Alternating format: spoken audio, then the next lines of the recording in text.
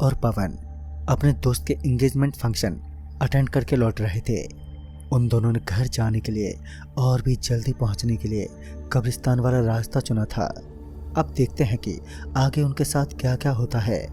जब वो एकदम कब्रिस्तान के करीब से गुजरते हैं तब अचानक एक जोरदार चीख के साथ रजत गाड़ी को एकदम रोक देता है। फिर पवन ने रजत को गुस्सा करते हुए कहा, अरे क्या हुआ, गाड़ी को इतनी तेजी से ब्रेक क्यों लगा दिया? मगर रजत मानो पूरा पसीने से भीग चुका था। उसका हाल बेहाल हो चुका था। डर के मारे वह कांपने लगा। पवन उसे बार बार पूछ रहा था, अरे भाई तुझे हुआ क्या, बोल तो सही। मगर रजत की मानो आवाज तक बाहर नहीं निकल पाई और फिर पायलों की छन छन की आवाजें उसे सुनाई देने लगी।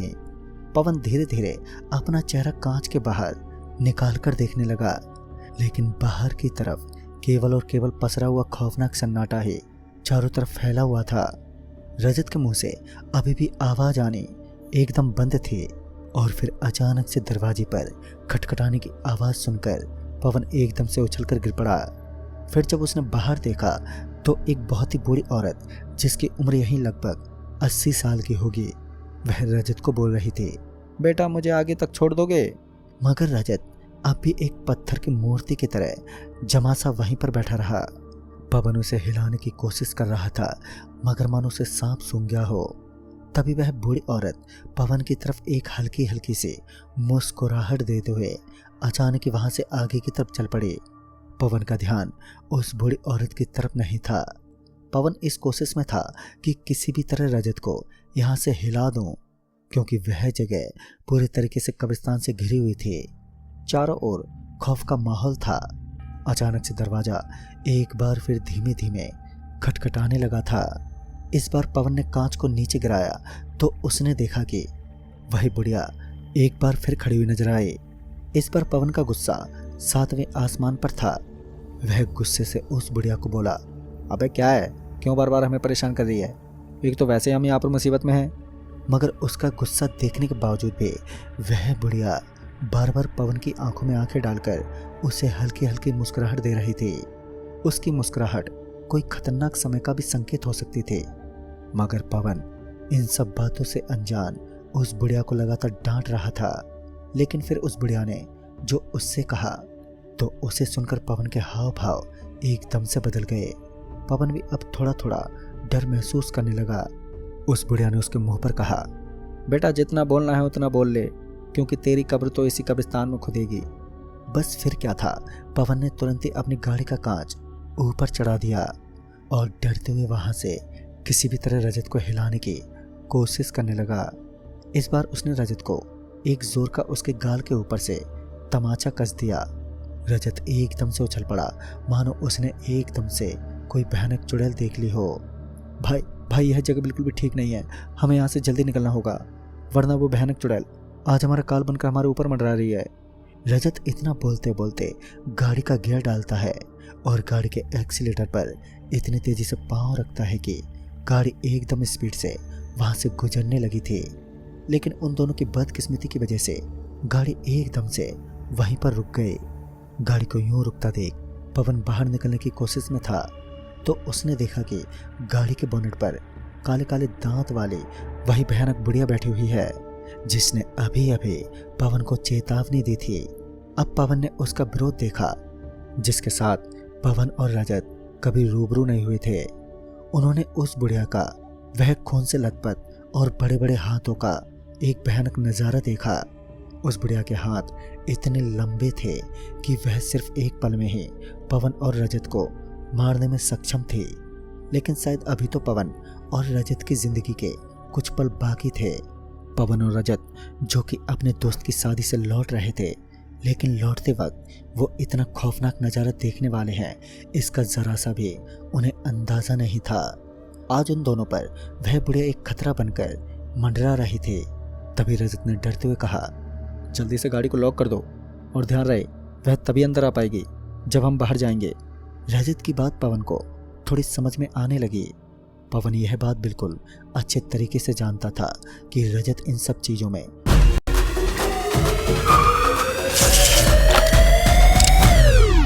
भाभी जी घर पर है? दूध वाले का दूध खत्म हो गया, तो मैंने सोचा कि अगर भाभी जी थोड़ा दूध दे देती तो। जी देखिए ना, हमारे घर भी चीनी खत्म हो गई, तो हमने सोचा कि भाभी जी की थोड़ी मिठास ले ले। Why not? हम ना एक बार लकड़नाथ का मंदिर के बारे में सुने हैं। मैं ले जाऊंगा आपको भगा के। भाभी जी जल्दी चलाइए। हम ना ही चाहते कि हमारी गाड़ी गड्ढों में चली जाए और हम दोनों हम्पिंग शुरू कर दें। For God's sakes, this jumping. ऐसा ही पकड़े हैं। तिवारी जी, कितनी ब्यूटीफुल जगह है ना। किस मनहूस का फोन आया इस समय? कौन है बे? लगाएगा एक ठोकन टाप मुंह पे।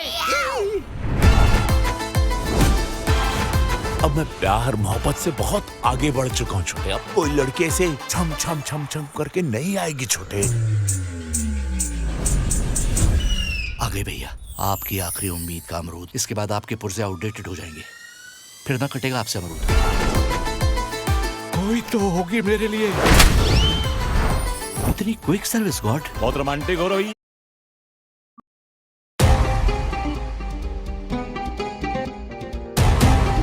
आपने मुझे शॉल में लपेट कर अभी मारी क्या? सर पर झव्वा ले घूम रहा तो घोड़े के बाल नहीं बोलेंगे तो और क्या बोलेंगे बे? नल्ला को बम फूट गो। अब हमारी जिंदगी का एक ही मकसद है, अंगूरी से शादी। आप धूमधाम से हम दोनों की शादी की तैयारी कीजिए। पर वो दोनों तो शादीशुदा हैं। और कल बेवा हो जाएंगी माँ साहब। अरे बहुत। धोखे की एक ही सजा है, मौत।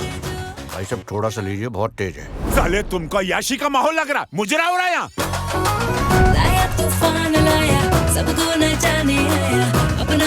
आज मैं फेरों में 14 बार मरूंगा, 14 बार। 14 बार काहे मरेंगे आप? 7 बार तब मरूंगा जब अन्नू फेरे लेगी, और 7 बार तब मरूंगा जब भाभी जी फेरे लेगी। सेम यार।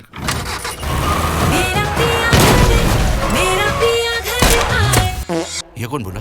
मोर बोला भाई साहब। Once more please.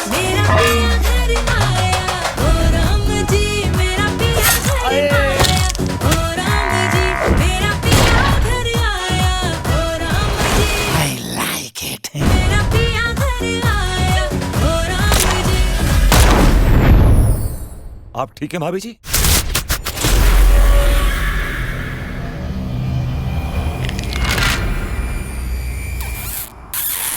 गॉड, भाभी जी बहुत ऑब्वियस हो रहा है। लड्डू के भैया भी हैं और अन्नू भी। Some other time. भाभी जी please, it's quite embarrassing for मी।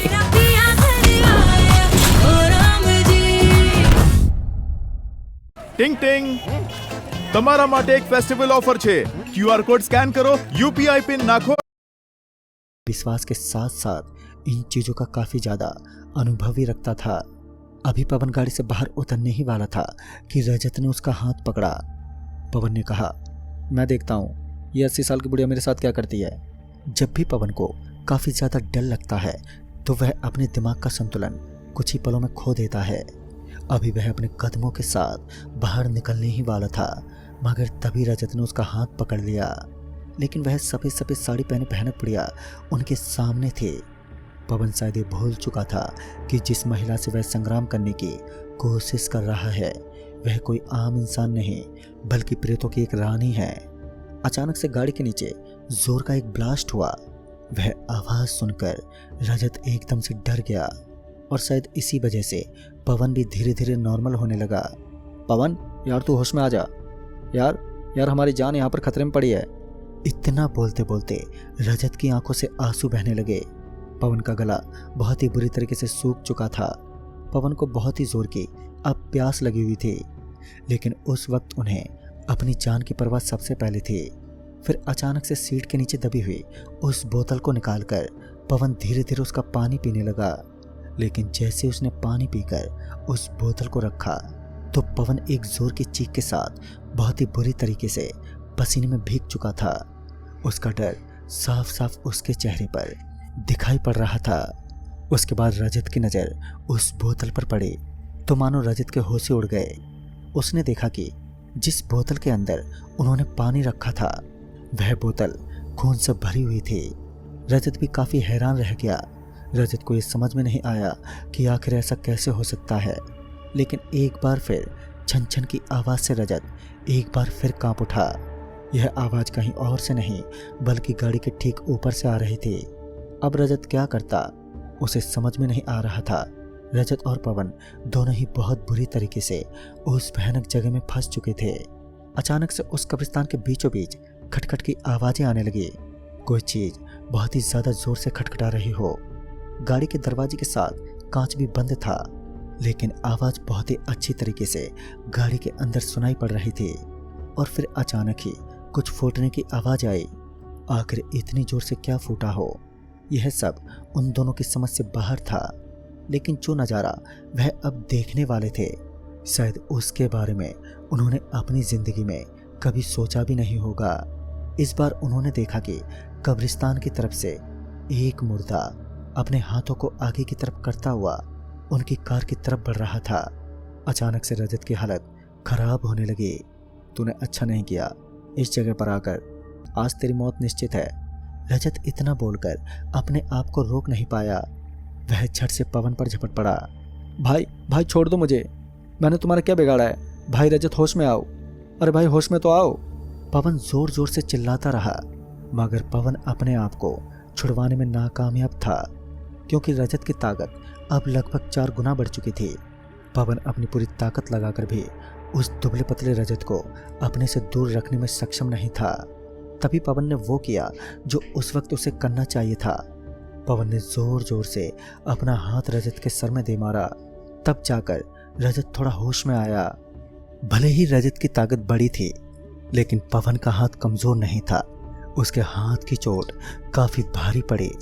रजत अपने सर को संभालते हुए थोड़ा होश में आया ही था कि तभी गाड़ी अपने आप ही लगभग 80 किलोमीटर प्रति घंटे की रफ्तार से एक कब्र से टकराई। रजत का पूरा चेहरा जाकर स्टीयरिंग से टकराया और पवन की हालत तो और भी ज़्यादा खराब हो चुकी थी। उसका पूरा चेहरा आगे के कांच में धंस गया। दोनों की हालत अब इस कदर बिगड़ चुकी थी जैसे आज उनकी मौत उनके ऊपर काले साए की तरह मंडरा रही हो। लगातार रजत की कोशिश थी कि वह वहां से बचकर निकल जाए।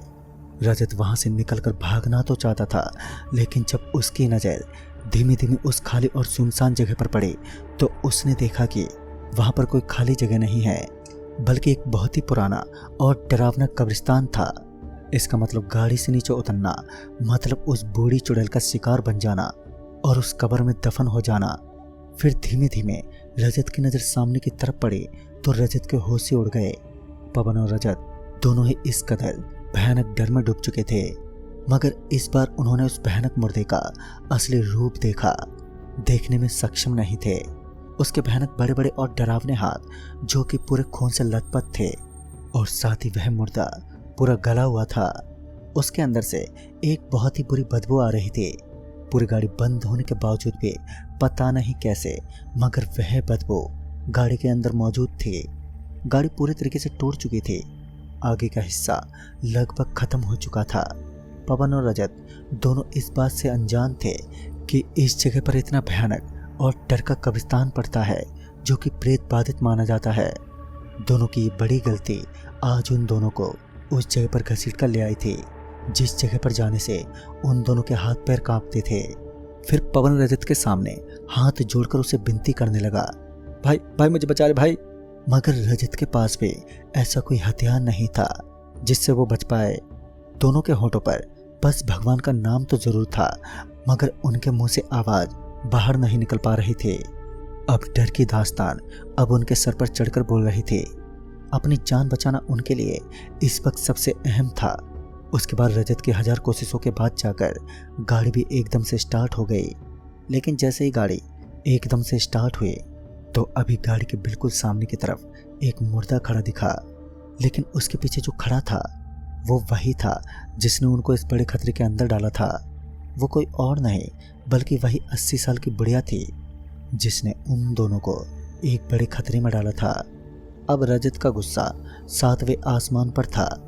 उसने ना तो आगे देखा और ना ही पीछे। He has awakened. An ancient hunger returns. Only one superhero stands in his way. Duke Zombie. January 10th, 2026.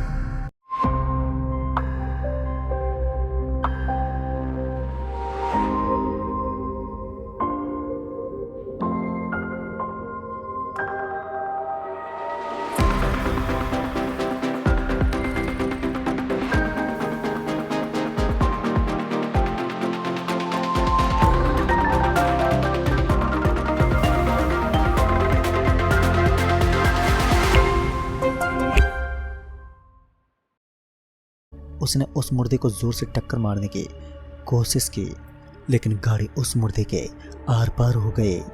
रजत ने अपनी गाड़ी को बहुत ही तेजी से ड्राइव करना स्टार्ट कर दिया। गाड़ी फुल स्पीड में वहां से आगे दौड़ रही थी, लेकिन जब रजत की नज़र आगे वाले कांच के हिस्से में पड़ी तो मानो रजत की आंखें फटी की फटी रह गईं। रजत की जीप दांतों के नीचे आने पर अब मजबूर हो गई थी। रजत उस भयानक नज़ारे को देखकर मानो उसका दिल दहल उठा। रजत ने देखा कि उस भयानक बुढ़िया के साथ साथ वह डरावना मुर्दा भी गाड़ी के एकदम पीछे पीछे दौड़ रहे थे, और उनकी दौड़ इतनी तेज थी कि मानो कुछ ही पलों में वह उस गाड़ी को छू लेने वाले हैं। मगर तब तक वह समय आ चुका था जब उस भयानक जगह से पवन और रजत दोनों ही निकलने वाले थे। लेकिन जाते जाते उनका एक नुकसान और हो गया। वहां से लगभग 200 मीटर की दूरी के बाद अचानक से गाड़ी का पहिया एकदम से फट गया, और अब साथ ही मुश्किलें भी बढ़ चुकी थी। आगे कुछ ही दूर जाने के बाद गाड़ी बंद पड़ गई और उनकी उम्मीद भी, लेकिन उन्हें सामने एक झोंपड़ा दिखाई पड़ा। वो दोनों गाड़ी से निकलकर उस झोंपड़े में छुप गए। झोंपड़े के छोटे से छेद से वो उस खौफनाक दृश्य को देख रहे थे जब वो बुढ़िया और वो मुर्दा गाड़ी को बाहर से खटखटाए जा रहे थे। अगर गलती से भी उस बुढ़िया की नज़र झोंपड़े पर पड़ जाती तो उनका अंत तो निश्चित था। खैर ऐसा हुआ नहीं, और सुबह तक दोनों वहीं छुपे रहे। सारी रात वो कब्रिस्तान से निकलते उन मुर्दों के खौफनाक करतबों को देखते रहे। जब सुबह हुई तब सब कुछ ठीक हो चुका था। फिर वो दोनों फौरन गाड़ी के पास गए और किसी तरह वहां से निकल गए। वो दोनों जिंदा तो बच गए, पर आज भी उनके दिल में उस घटना का खौफ बरकरार है, क्योंकि बाद में उन्हें ये भी पता चला कि वो जिस झोंपड़े में छुपे थे वो उस बुढ़िया का ही था। लेकिन उस रात वो बुढ़िया झोंपड़े में नहीं लौटी थी। अब इसे किस्मत का चमत्कार कह सकते हैं या फिर कुछ और। जो भी हो, अगर उस रात वो बुढ़िया झोंपड़े में वापस लौटती, झोंपड़े में लौट आती, तो शायद इनका अंत भी महज एक रहस्य बनकर ही रह जाता। तो दोस्तों, इस कहानी में बस इतना ही। तब तक के लिए बाय एंड टेक केयर।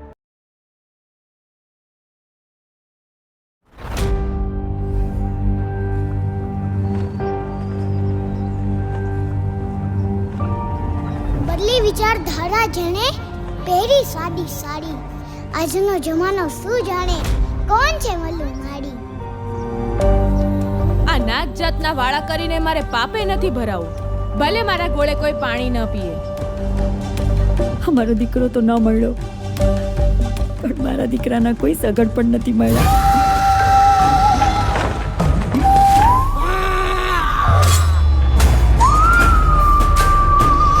हम तो नहीं बदलता मानता नो मानेल सा तारे तारा माड़ी ने राजी करवा छे तो चढ़ाव ने बली तारा सगा दीकरानी सगा दीकरानी बली ए बाप चढ़ावे हैं आ बधा छे ने आ खाली कागळना हावज छे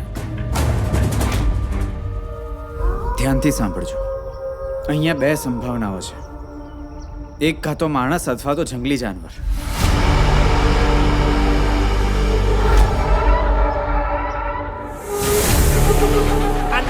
બોકડો લેવા આવ્યા છી નોર્મલી રીતે બોકડો જોઈશ ઈ તારા બાપનો છે તેને લેવા આવ્યો છો તું ભણી ગણીને શું બનવાનો છે ડોક્ટર કે શિક્ષક દેશનો ઘડવૈયો ઘડવૈયો છું ઘડવૈયો નવા ભારતને ઘડનારો ઘડવૈયો છું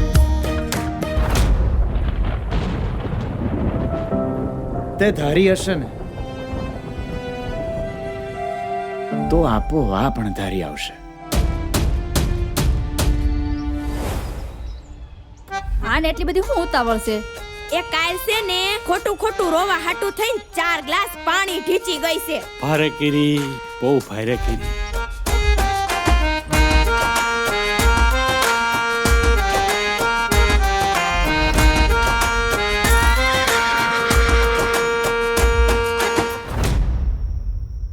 મારો હૃદયો કેસે મારો દીકરો જીવે છે. દીકરો ખોવાય જાય કે માવતરને મૂકીને નોખો રેવા વયો જાય. દુઃખ તો બેવમાં એક હરખું હોય. એ ચોગાડો હું તો હાલારનો ચોગાડો રે. મમ્મા. હા બેટા. આ મલ્લુમાડી કોણ છે? મલ્લુમાડી એટલે ગુજરાતના મધર ઇન્ડિયા.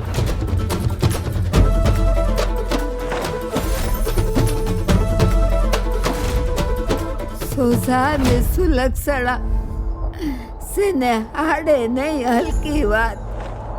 એવા કોઈ તારા આશરે આવીને ઊભા રે તો એને પૂછતો નહીં કોણ તારી નાચ કે કોણ તારી સાહેબ.